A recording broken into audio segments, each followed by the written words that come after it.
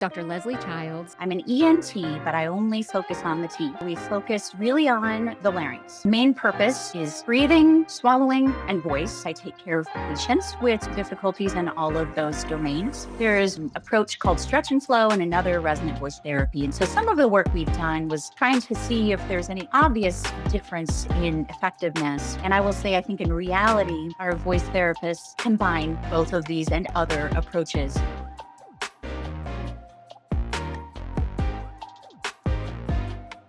My guest today is Dr. Lesley Childs. Okay, you and I have known each other for a while, although we haven't worked together in a hot minute. But just to give our listeners a little bit of background on you, some things that I know about you, I just want to take a second to talk about your background because I think it's really going to set the stage for the conversation we're going to have today about muscle tension dysphonia. You're a laryngologist, and you're going to explain to us what that is. And if this information is outdated, please let me know. But last time I checked, you're the associate professor at UT Southwestern. You serve as the medical director of their clinical center for voice care here in Dallas. You're classically trained soprano, which I don't know that all of your patients know that about you, but I think it gives you such an interesting insight into what people are going through. And I want to hear a little bit about your recording with Disney. That's super cool. And I know when my girls were younger, we were way into all of those recordings. And reading your story, I don't think you and I really talked about this before, but it was a visit to an ENT when you were in high school that kind of led you down this path. And then I think from what I've been reading too, I didn't realize you had done a lot of research into muscle tension dysphonia specifically and some of the treatments that are out there. So I can't wait to talk to you about your findings and recommendations. I didn't include what a slacker you are. I mean, Yale, Vanderbilt, you had a fellowship in New York, on call for the opera. I mean, I don't know what you were doing in your free time. If you had any free time. Did I miss anything? Is there anything else you want to let us know about? You hit the nail on the head, Jenny. It's just a real pleasure to be invited to participate. And it was wonderful when I could partner directly with you in the clinical setting, but this is yet another opportunity to partner with you today. And so thank you. I'm excited to dive into muscle tension dysphonia. Well, I mentioned that you're a laryngologist. I would bet that most people out there in the world don't know that this is a job that exists. I would love for you just to take a second and tell us what that is, what you do. Absolutely. Yes. I often say that many people don't realize we exist, but a laryngologist, I often kind of joke that I'm an ENT, but I only focus on the T. And so a laryngologist is an otolaryngologist or an ENT physician and surgeon.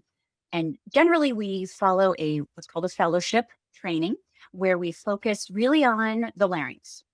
And so the larynx, its main purpose is breathing, swallowing, and voice. Voice is my favorite of those three. But as a laryngologist, I take care of patients with difficulties in all of those domains. And I work at UT Southwestern here in Dallas. And I've been there now, goodness, it's approaching 15 years. Oh my gosh. I know. Time flies. When you're having fun. Yeah. And so we mentioned our focus today is muscle tension dysphonia. That's a condition, again, maybe a lot of people haven't heard of. We recently had a guest on who has been managing spasmodic dysphonia. And I know that sometimes those can present kind of similarly. Maybe you can talk us through that in a little bit. But can you tell us a little bit about muscle tension dysphonia, what it is, maybe what might bring someone to you in the first place? Absolutely. Our classic understanding of muscle tension dysphonia has to do with sort of a dysregulation, sometimes maybe a hyperfunction of muscle memory patterns.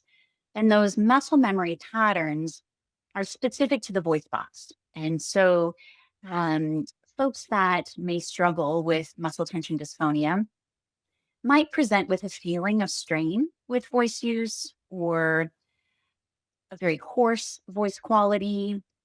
A lot of folks struggle with fatigue and meaning vocal fatigue. So they feel as though the more they talk, the sort of more tired their voice box gets in terms of both the feeling and the sound that's produced.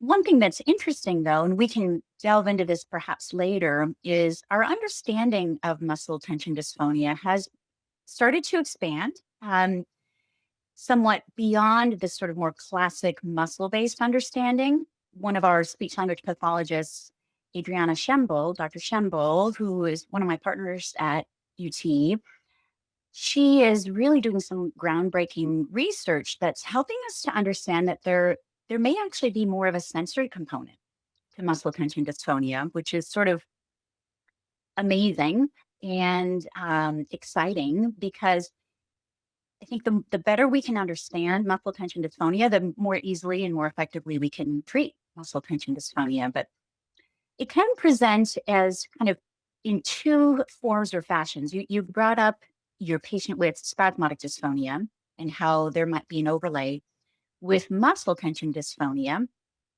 And that would be an example of what we call secondary muscle tension dysphonia. And so what that means is someone has a voice disorder or abnormality that we would consider to be sort of primary or the component. And then as compensation for that, or maladaptive compensation for that, that's when these secondary tension patterns may come in. Now there's the other variety of muscle tension dysphonia we would call primary. Primary muscle tension dysphonia, this sort of classic description of someone with primary MTD or muscle tension dysphonia, will have more or less a normal laryngeal exam in that the vocal folds themselves are very healthy with no lumps or bumps growing on them. We don't see any sort of neurologic spasms or dystonic sort of changes, such as with spasmodic dysphonia. And in that cohort of folks, we would term this disorder or this pattern as a primary muscle tension dysphonia. So with secondary, that might be someone who had a polyp or nodule, tried You got to speak over that, and then develop bad habits that just stuck with them. it. You know, I always talk about how we really cannot underestimate the power of muscle memory. Muscle memory, with speaking voice, with singing voice, is so very powerful. These patterns can get really ingrained. And so, partnering with our voice therapist is such an important aspect of treatment for muscle tension dysphonia. So you have within your clinic laryngologists as well as speech language pathologists who are specialized. Sometimes I think people don't realize what all speech therapists can do. They're not just helping young children overcome a lisp or something like that. Or even dealing with stroke. They can be specialized in treating voice disorders as well. Yes, our speech language pathologists were fortunate. We have five clinical voice therapists with whom we partner. And my understanding is that fewer than about like 5% of speech language pathologists actually focus on voice and have that specific skill set. So all of our voice therapists have that specific skill set in voice, and they're all singers too. So it makes it really, I think we speak the same language in terms of our patients who are professional voice users and singers. I think that helps us to connect. It helps us to understand the depth of the sort of grief and the level of dysfunction that can come with muscle tension dysphonia, both with and without other voice disorders like spasmodic dysphonia, phonotrauma, that sort of thing. Can you tell me more about the primary MTD Mm. that you mentioned? So if there wasn't anything physically wrong, what triggers could cause this to develop? Is it That something that is, maybe was underlying and yeah, I'll let you describe what could be happening. yeah, it's sort of $1 million question. We don't always know exactly what will trigger this sort of pattern shift. Again, the theories are that it's muscular, but potentially may also be a sensory sort of shift. I will say that what we see in many of our patients is sometimes a psychological stressor can be a trigger. Other times, maybe an upper respiratory infection. Specifically, in that setting, the vocal folds would maybe become swollen in the setting of a cold or some sort of virus. And as a result of that, temporarily at least, while the vocal folds are swollen, that muscle tension dysphonia pattern can kind of develop. But then what's really interesting is even as the vocal folds heal and the swelling goes away and they normalize, meaning the vocal folds normalize, that muscle memory pattern sticks. And Okay. so that would be another example of, it's hard to say that's actually a pure primary, but at least at a lot of times by the time I would see them in clinic when they're over this infection, the exam looks normal, but the muscle memory pattern is still not as efficient as it used to be. What kinds of things would they be doing that are actually setting up less than helpful muscle memory? Yeah. And this sort of classic description is a hyperfunctional pattern. And so when we look at the voice box, we're looking at not only the vocal cords, which we call the true vocal folds, but we're also looking at the paired muscles surrounding the voice box on the inside. And classically, what's described is sometimes we'll see the what are called the false vocal folds, which are the tissues just north of the vocal cords, squeezing in, really, really squeezing in and sort of constricting on top of the vocal folds. And what's interesting is that sound is that's the quality of the sound that we hear as well. Often it'll sound tight. It'll maybe sound like the sound like it's being strangled a little bit, squeezed. And our patients will often feel that speaking takes effort, it feels tight, they're tired after they've been talking a lot. So that's one of the most typical things we'll see is just, again, that squeezing or constricting of the tissues just above the actual vocal folds.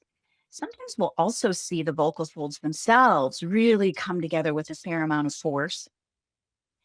Sometimes we'll see in really, really severe cases, there's a slightly different name for it, functional aphonia, which is sort of on the most extreme end of the spectrum.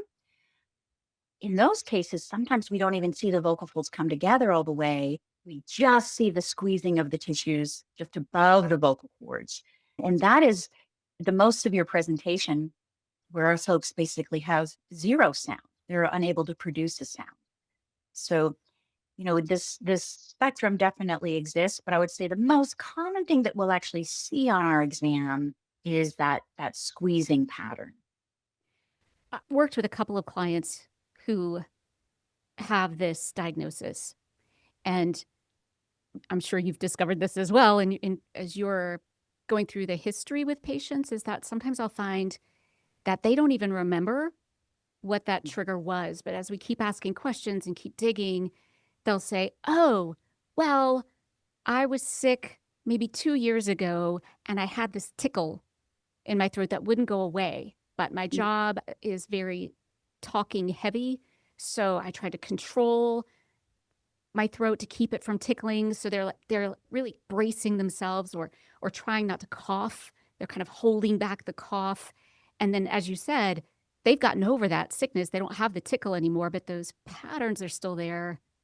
They didn't even recognize what would have got them to this point. But as you Mhm, dig, you start to find out mhm, maybe that was the triggering event. mhm, mhm. And I think, absolutely, absolutely. And even in those situations where maybe it was some sort of psychological stressor, Uh, a lot of folks, it's really interesting. We'll talk about how they feel so tight, like that same tightness they feel when they're about to cry, you know? oh, And I that know, in the right? throat where you're kind of like holding Yes. back. Yeah. Yeah. Yeah. Right. It just feels like it's like a vice grip. Um, Janice Dean, who was one of my fabulous partners, who has since retired and is living her best life. But she would always say, and I don't know if hopefully I won't be misquoting her, but she would say, the larynx, the voice box is like an emotional sphincter, and it sort of sits right between, the head and the heart, and it's ruled by both. Right. And so, anyway, all that to say, I don't mean to get off track, but, I think another example of a trigger is, the death of a loved one, a divorce, some sort of loss of a job or something like that. Folks, I think when we dig, like you said, sometimes we will come upon, aha, yeah, it does seem like after that my voice changed, and things just haven't been the same vocally. Do you find that sometimes there's a perfect storm? Mm. There was stress. I was also sick. I also had to do a lot of talking. I was stressed, so I wasn't sleeping. Maybe there's a combination of things that just set them down this path of maladaptive use, as you were saying, of those muscles. Absolutely. Yeah. I would say that's probably the most common thing. It is the storm of everything happening at once. In this day and age, we're all too busy, and we rush around, and so again, I think that is probably the most common thing, is that it's many, many things happened at once. I had a cold, and I had to audition for this, that, or the other, or, in fact, I will see that sort of perfect storm with a lot of my voice patients, right? My phonotrauma patients as well.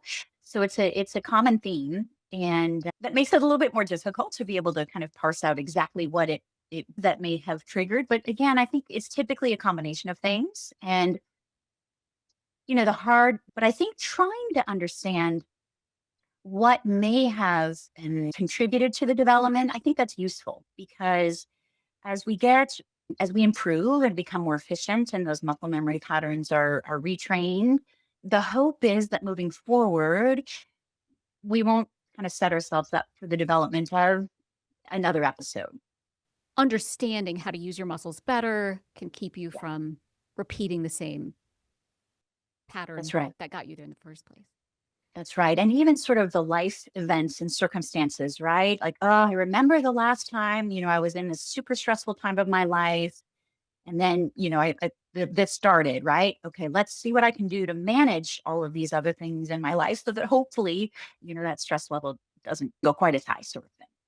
Do you see this most commonly in a certain population of patients, like a certain career? Do you see it mostly with singers, or is it something that could really impact anybody? It's a very good question. Not necessarily more in singers. I think generally speaking, in our clinic, we see folks who rely on their voices more, and so our professional voice users, call center folks, and our teachers, preachers, anyone who is relying on their voice, I think, is more at risk for developing any sort of, well, should I say more at risk? Maybe not more at risk, but perhaps in some ways more at risk, but also certainly more sensitive to any sort of, handicap or level of dysfunction. So it's probably a combination that, in some ways, just because of that amount of use, they're more at risk for developing something, but also, as I said, they're more sensitive to any sort of voice changes. You mentioned that you had to go see a laryngologist when you were Yes. in high school. What symptoms were you experiencing? I was on my way to a competition, like a voice competition with several of my classmates. I was on the bus, sitting in the back of the bus, just talking away, probably yelling and screaming, and I lost my voice on the way to the competition, which Oh, means I whispered through the competition. I did not end up doing very well. So, all that to say, after that, it was my choir director that said, you know what? You should go visit this otolaryngologist in Austin. He has since retired, but she was known for being sort of the ENT that took care of a lot of the singers and professional voice users around town. So I went to him, and yes, this is when I was in high school, and he was lovely. And I had my first laryngoscopy. Fortunately, it was swelling, vocal cord swelling, and nothing more. But I remember looking around his office and he had some photos up of various performers who he had cared for. He said, thank you for, helping save my, my final week on tour or whatever. And I looked at him and I said, you know what? I think I'd like to be you when I grow up. And it was really kind of neat because then my career day when I was a senior in high school, I shadowed him. When I matched for residency, I wrote him a letter. And I've since written him another letter. I think it was after my fellowship. His wife wrote back, and he's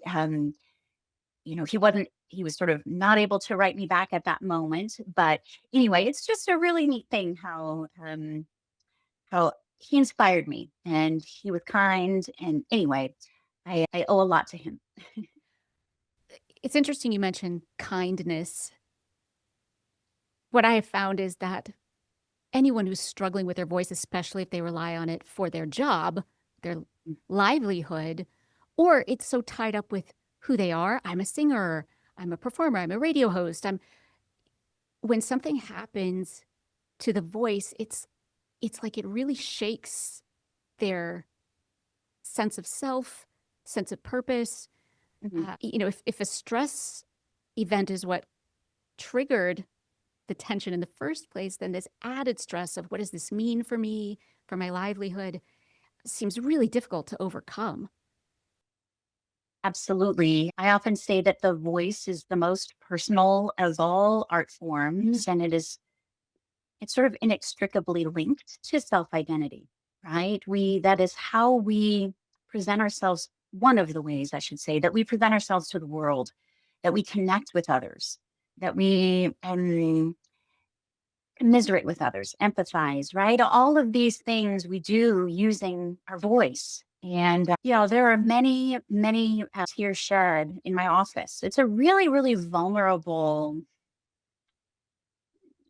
know, vulnerable kind of space, I think, especially again, as you said, the stakes couldn't be any higher when our livelihood depends on it. But this isn't something you can sort of look at like a violin, right? And be like, oh, I just need to get this tuned, or I just need to get this, string restrung, or I need an upgrade, right? I just need to trade it in. No, this is the one and only set of vocal folds we have. And yes, the load of grief and associated with any sort of difficulty with the voice cannot be underestimated. Again, I think because of that personal aspect, the fact that we are the instrument, and it truly is how one of the main ways that we connect with others and make money too, many many times. Right. So you were telling her your story about being in high school and going in to be scoped. Can you talk us through that process of diagnosis? What is, from a patient's perspective, what can they expect? What does the exam look like? What are you Yeah. doing to them? Yes. Well, that's a great question because I think there's probably an element of fear with this sort of unknown. How the world are they going to look in there? How is this going to work? So yes, I mean, when our patients come in, we often will schedule our voice patients both with me or one of our other two amazing laryngologists, and with one of our voice therapists same day. Insurance universally pays for that initial evaluation, so that's why we sort of take the opportunity when we can to get folks scheduled for both. Simply because so many of our voice patients do benefit from the voice therapy intervention. But anyway, they'll come in and I will meet with them first. Typically, we have them read a passage called the Rainbow Passage, has all the sounds in the English language in it. It's used at voice centers all around the country. And then we look. And so the way we look at the vocal folds, and this is of course after getting a comprehensive history and having our patients share their story, but we can look at the vocal folds two ways. We can go through the nose with a flexible scope, or we can go through the mouth with what we call a rigid scope. And if we go actually in both approaches, we can numb. We typically numb the nose when we're going through the nose with a flexible scope. Think of it like a spaghetti noodle going through the nose, peeking over the back of the tongue. with the rigid approach, it's through the mouth. And I gently hold the tongue and kind of, again, peek over the back of the tongue. And Patients then are what awake, we right? They are awake. Yes, yes, they are awake and alert, and we record the whole thing. And so I think one of the best parts is being able to look at it together and sort of talk about what we're seeing after the exam is finished. But once we have a view of the larynx, then the idea is to kind of do a little bit of vocal gymnastics with our patients. So we'll have folks sustain a vowel like an E vowel. Sometimes we'll do glides. Sometimes we'll have people go way up high, way down low. Basically, especially if there's a certain area of their range or a certain sort of voice quality that's kind of upsetting to them or they're struggling with, that's what we want to see during the exam. And then after the exam, as I said, we'll review it together. Oftentimes, the voice therapist will be in the room during all of that. So that way, we're all on the same page about why our patient came to us and what they're struggling with. And then we'll talk about the findings of the exam, talk through various treatment options, and then I usually get out of the way so that, one of the most important parts of their sort of therapeutic plan can begin. And that's the work with our voice therapists. So they actually get to see on camera, on a monitor, what you are seeing, and you can point out to them h- anything that you're noticing that might be unusual or what's working well. What's their reaction when they see their vocal folds for the first time? I mean, usually it's like, whoa, I had no idea. I mean, it's rare that I'll have folks like think it's gross. Most of them are just fascinated, super fascinated. Like, I envisioned something totally different. It's lovely. That's one of my favorite parts of the exchange that I share with patients is sort of that kind of, this sort of like it's this magical moment where they get to see their own instrument, for the very first time. So it's really neat. Most people just love that moment. Once they get this diagnosis and you lay out for them some options for treatment, they're seeing you or they're seeing the voice therapist, or what is the follow-up like once they get the diagnosis? Hmm. Typically, voice therapy is sort of the workhorse in terms of the main thing that will be recommended in terms of treatment. And why is And that?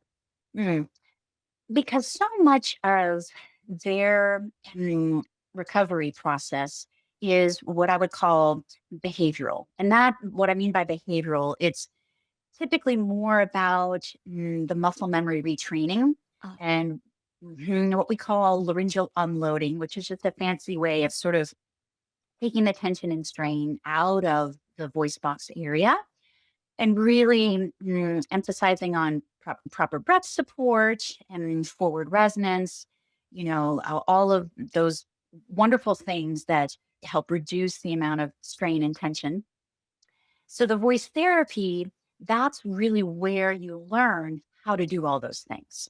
And I think as we've talked about before, I do make a lot of analogies to athletes because I think it's helpful for folks to sort of better understand our team and the dynamics. And so you can think of a voice therapist as like a physical therapist for the voice.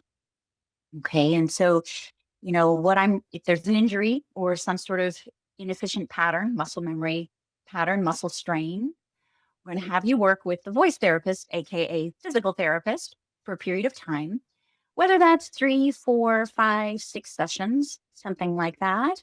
And I would say kind of a ballpark average would be 4 to 6 sessions, but some folks kind of extend training beyond that. But then I will see folks back after they've had, at least a few voice therapy sessions. And the idea is to then get a sense of where they're at and how they're doing. How have we improved? How is it feeling with voice use? How is the stamina? Mm. Has the quality of sound that's produced improved? All of those things is what we're looking for. And as we see these folks back.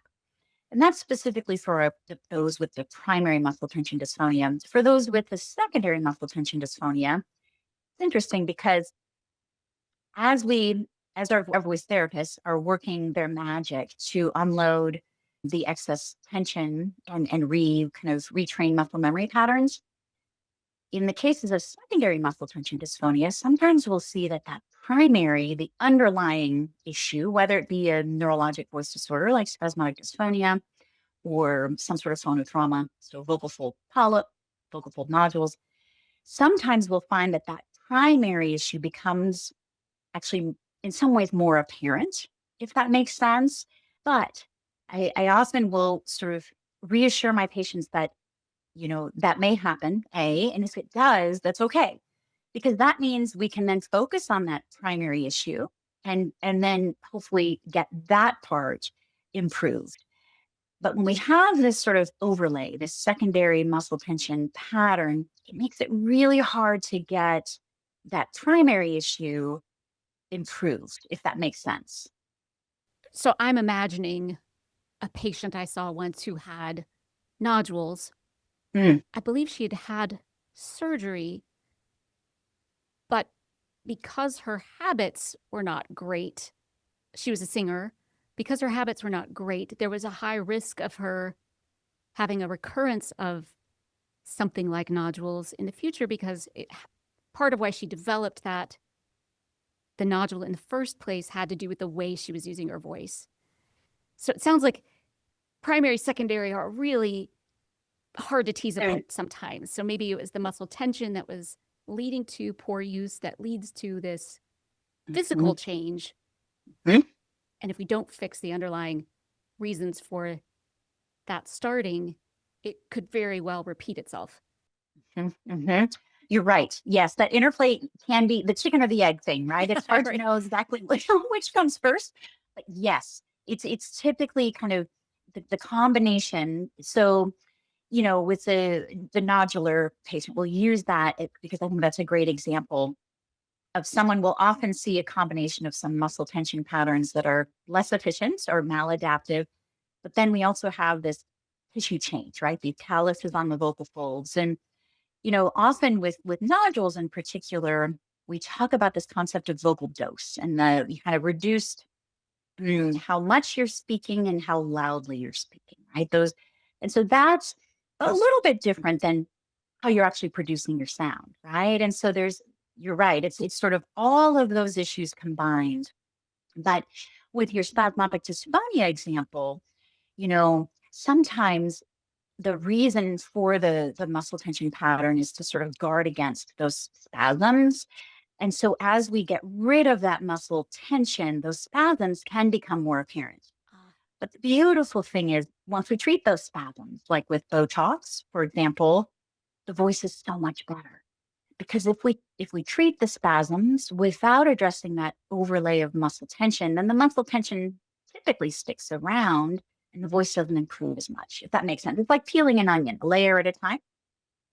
It does make sense. So with spasmodic dysphonia, as people may remember from our interview with Jeff Piquet's, the voice is kind of cutting in and out. Mm, And we may be using our muscles to try to minimize that, to take that's right. control over the voice. Yes. So even if you were to treat the spasmodic dysphonia with Botox, if those habits of tension are there, you still may have a strained, strangled kind of sound, but not because of the spasmodic dysphonia. It's the way you're using the muscles around and in the larynx. That's exactly right. So it's tricky because one would hope that once those spasms are treated with the Botox, for example, that secondary muscle tension pattern will just fade away. Because the voice is Oh, easier. and I will say that does happen sometimes. So it's not the case that the voice therapy intervention is so very, very crucial, but I will say it's far more common. Again, I think because of that power of the muscle memory, it's really hard to, we talk all the time. We take our voice for granted. We don't think about how we talk, generally speaking, right? And so I think that just kind of underscores how important the behavioral work is because these shifts in muscle memory are rarely automatic. right? They need a little bit more, mm, they need a more intentional sort of intervention. And that's where our behavioral voice therapy work is so important. So you have done a couple of studies on muscle Mm. tension dysphonia. Can you tell us a little bit about what you were examining? Yeah. There are a couple, and this is where, I'm not a voice therapist, but I know sort of the bare minimum of some of the more common approaches to kind of laryngeal unloading, which is again a fancy way of saying kind of reducing some of the tension patterns that we can see. There's one in voice therapy approach called stretch and flow, and another resonant voice therapy. And so some of the work we've done was sort of looking at both of those and trying to see if there's any obvious difference in effectiveness with one versus the other. And we found that they both seem to be very effective. And I will say, I think in reality, our voice therapists generally combine both of these and other approaches. A lot of it has to do with, stimulability, meaning mm, how do our patients respond? Do they seem to improve with one approach or one strategy versus another?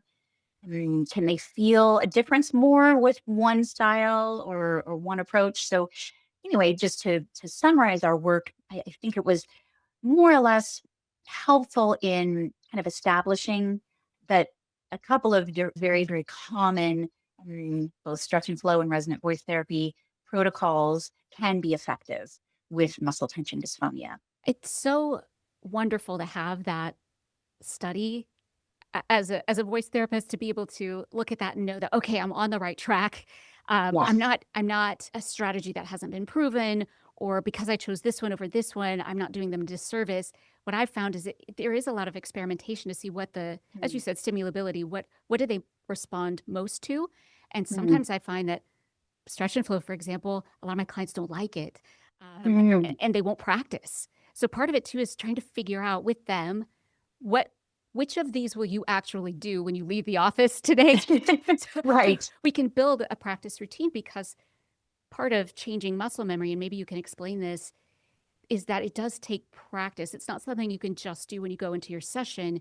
It Mm, takes a lot of rewiring to make these mhm, changes. And the only way to do that is to spend a little bit of time every day practicing these exercises that you're being given so that you'll start to see improvement. Is that mhm. is that what you see as well? Absolutely. And I think that rewiring is such an important way to describe it. These are not automatic. And especially at the beginning, I know our patients will talk about how it just feels, first of all, very foreign to do some of these They're things so that they're weird. being asked to Unless do, you were an right? Like, actor or a singer, they feel so yes, weird.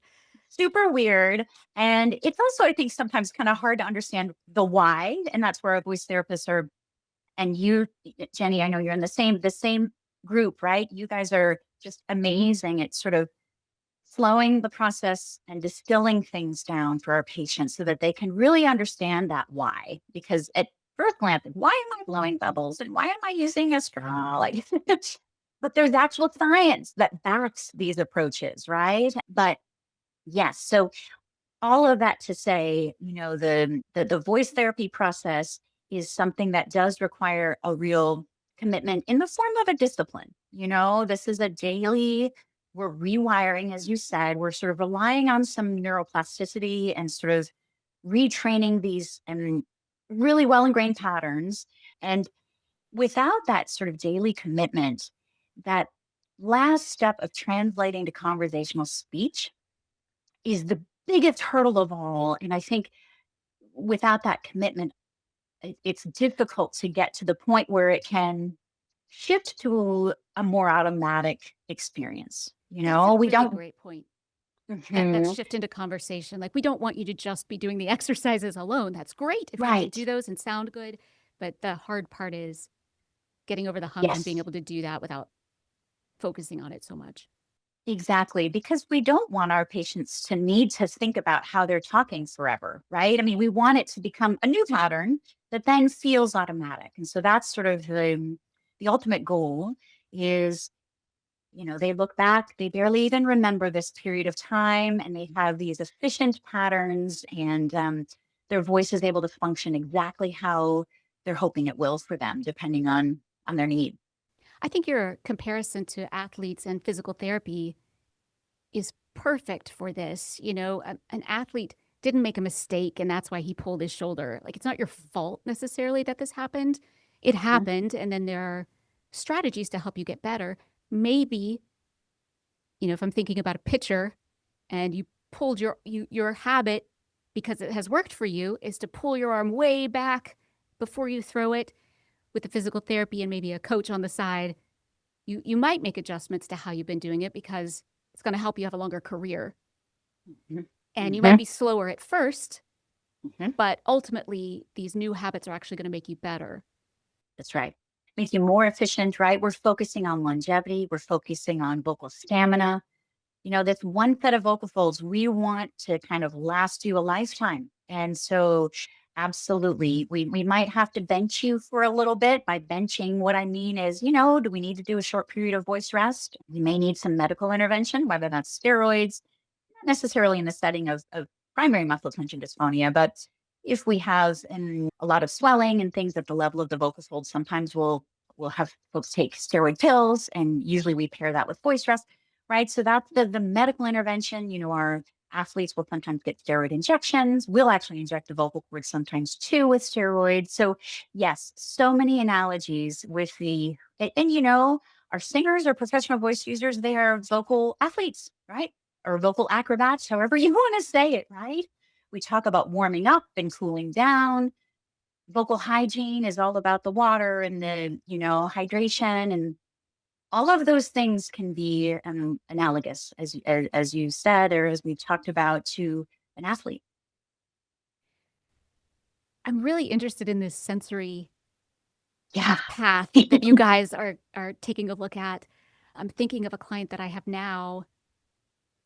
Every time he talks to me about what's going on, Mm, when he starts to feel discomfort, he starts to feel pain, he also mm, describes this kind of wet sensation. mm. And he's the one I mentioned, had a memory of this all starting with a tickle that he couldn't Yes. get rid of. And it made me Mhm. think of chronic cough. And are you looking at, how are you exploring this idea of maybe it's a sensory issue? Yeah. Well, and I don't take any credit. It really is Dr. Schembel who is leading the way on this groundbreaking research. And my kind of surface level understanding of what she's doing is first just trying to ascertain whether there's a difference in levels of sensation in folks with muscle tension dysphonia and folks without. And so one of the ways that we are assessing that is actually using a laser at very, very low settings to get a sense of how the larynx and how they are perceiving this sort of stimulation from a laser fiber in their voice box, and trying to ascertain, is there a difference in kind of how much our MTD or muscle tension dysphonia folks are perceiving this sort of sensation versus those who don't have muscle tension dysphonia. And they're seeing some differences. And so it's something to kind of keep your eyes and ears peeled for, because I think it will likely really help us to better, like I said, understand muscle tension dysphonia, and then eventually inform how as far as exactly how to do that. It's hard to know. I will say, for example, with chronic cough, we do nerve blocks for the superior laryngeal nerve to reduce sort of the sensitivity of the main sensory nerve. And a lot of those folks do feel a tickle or something, in their throat, or right before they cough, or right before they clear their throat. So I don't know if something like a superior laryngeal nerve, which is the main sensory nerve to the voice box, if some sort of intervention on that nerve might be, a part of the treatment protocol. It's hard to know. But I think at the main focus is more trying to identify, is there a difference in sensory thresholds for patients with muscle tension dysphonia versus without? And then, the next steps are yet to be discovered. How do you get volunteers for that? If you don't have Oh, muscle tension dysphonia and you just want to help, you go yeah. get your vocal folds lasered. I know, right? Good news is, so good question. We want volunteers who have muscle tension dysphonia and who don't. And rest assured, the laser is not actually touching the vocal cords at all. It's Okay. just touching the arytenoid. So it's just a little tap, a little, little bit of laser, so to speak, not an actual fire, but just a little beep on the tissue overlying the joint that moves the vocal fold. So the vocal fold itself is never, there's no laser exposure there, but there is compensation, so that helps. So they get paid, those who participate. And even more importantly, it's a noble act of kindness and to help us better understand this disorder so that, in the future, we can more effectively treat it. You mentioned Botox for spasmodic dysphonia. Do you use Mm. Botox for primary muscle Muscle tension? tension? Sometimes we do. I will say the times that I've injected Botox in the case of muscle tension dysphonia is usually in those really severe folks with the more functional aphonia component, meaning they really have no voice at all. And the squeezing pattern is very, very severe. So, what I'll do in those settings sometimes, after we've, pursued voice therapy, if we're still really struggling, sometimes injecting Botox into some of those tissues north of the vocal folds or above the vocal folds will weaken them temporarily.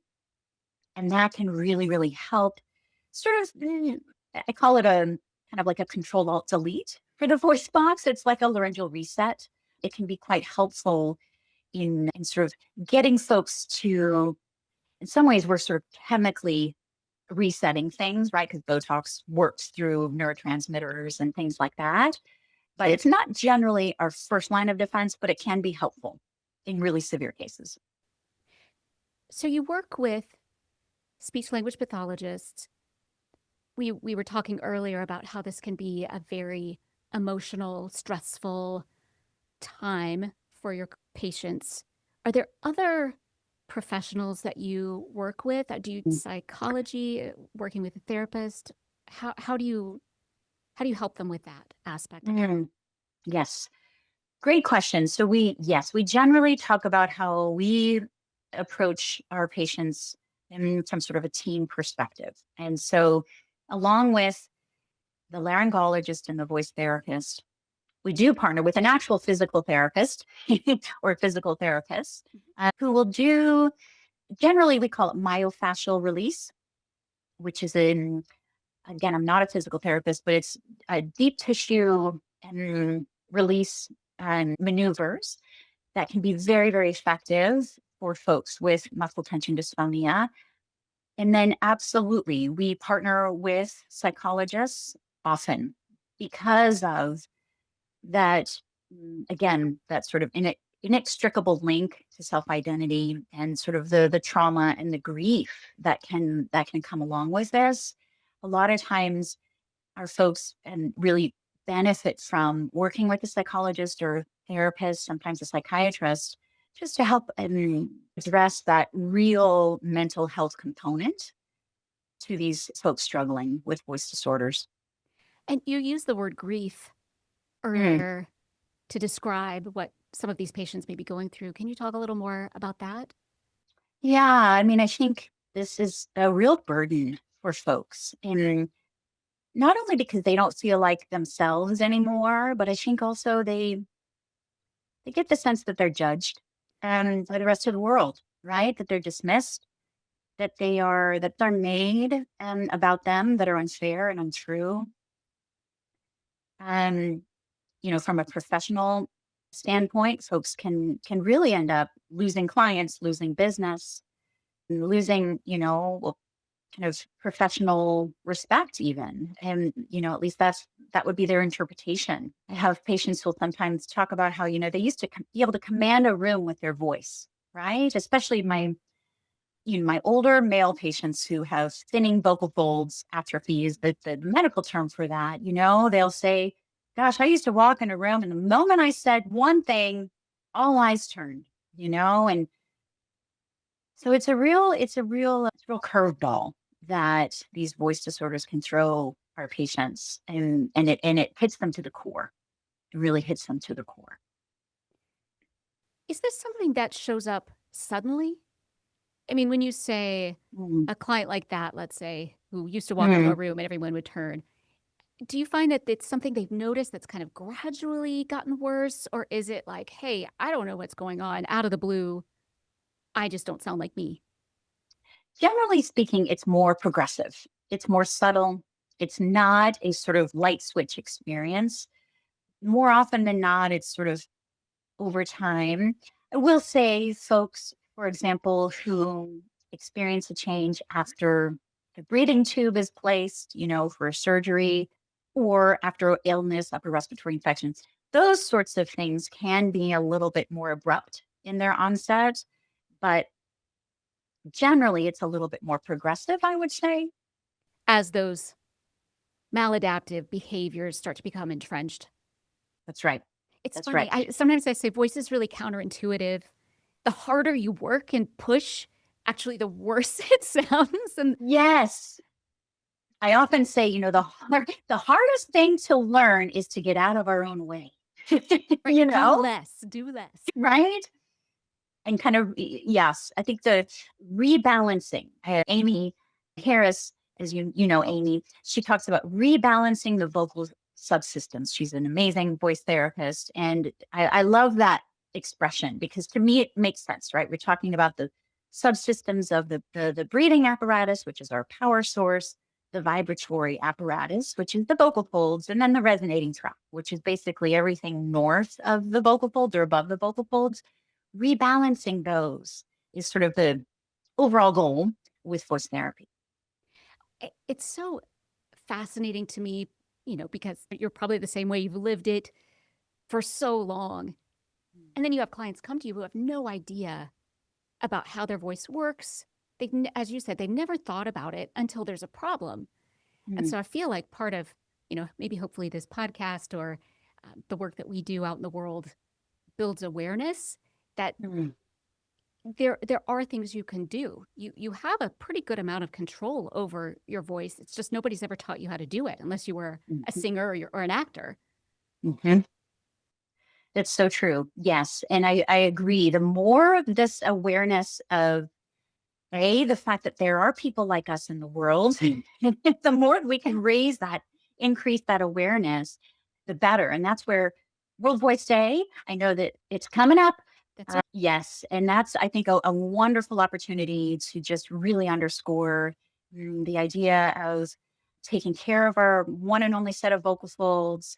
And if there are difficulties vocally, know that there are places you can go, and there are people who can help that have been trained to do exactly that, to help you find your voice again.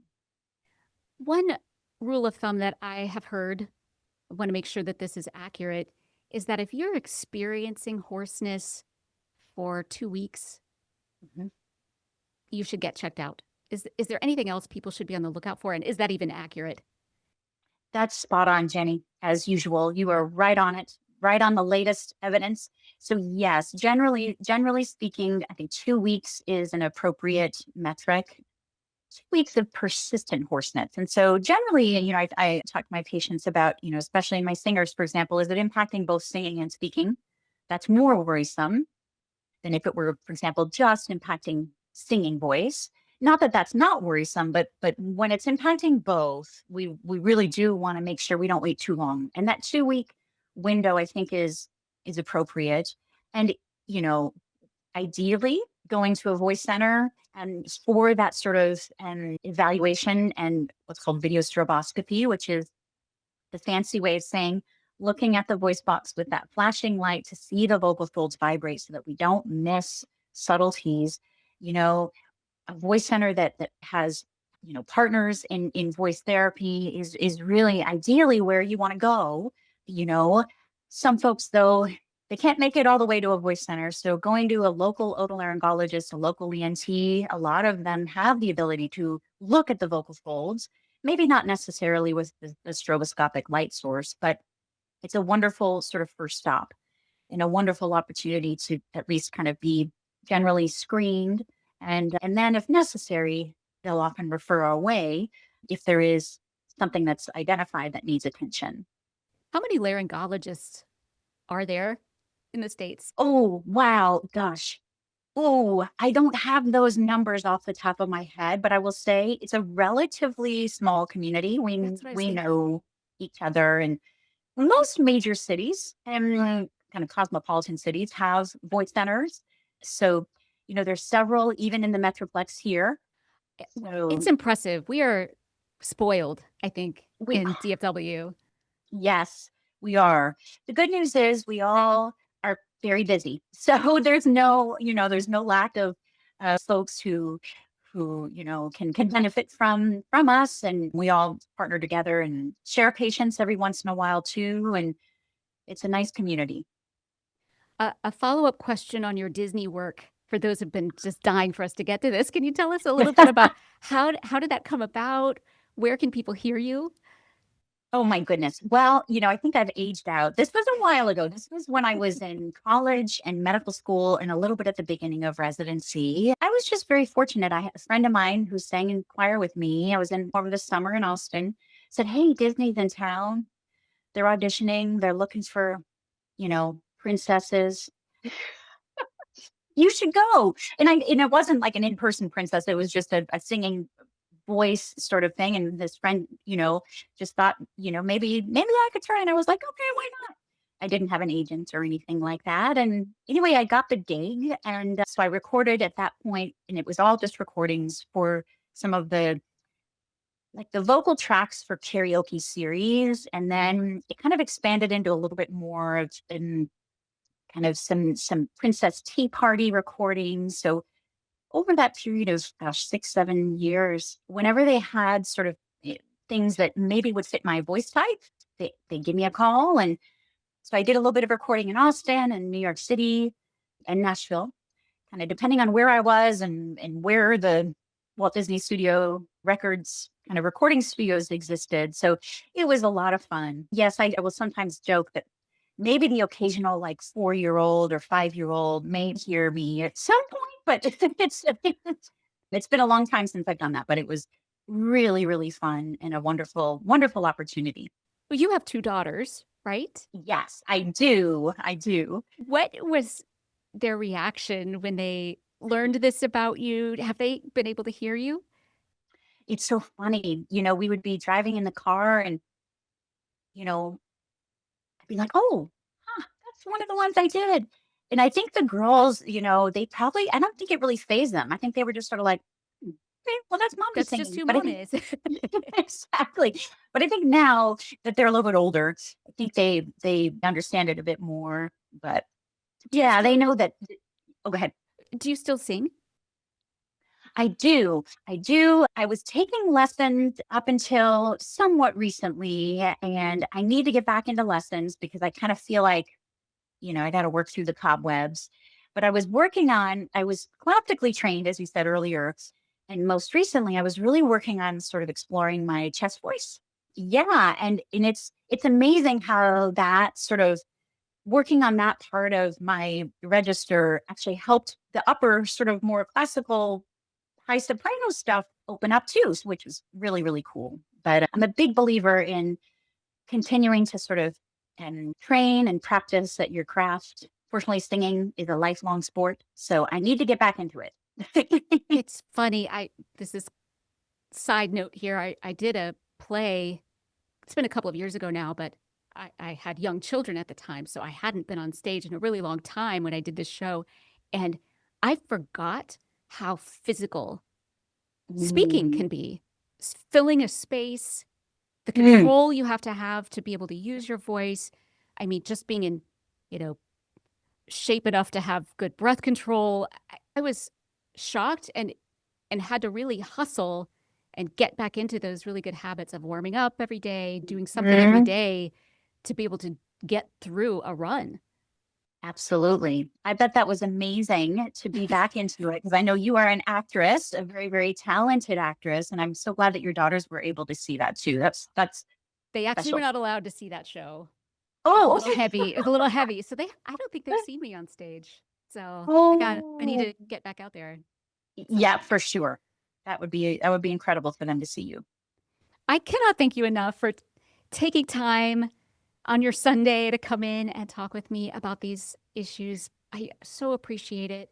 I've been dying to get you on actually just shed some light on some of these disorders, conditions, people are dealing with, Mm, just to know that there are resources out there and that there's yes. kind, understanding doctors out there who can help you when you've been to all kinds of other doctors. They've just put you on allergy medication or who knows what to try to get you through it. That it might be Well, worth looking a little bit more deeply into with someone like you. well, I appreciate that, and I'm grateful to you for increasing our awareness, right, of this sort of voice disorder and many others. So thank you, and I certainly appreciate the opportunity.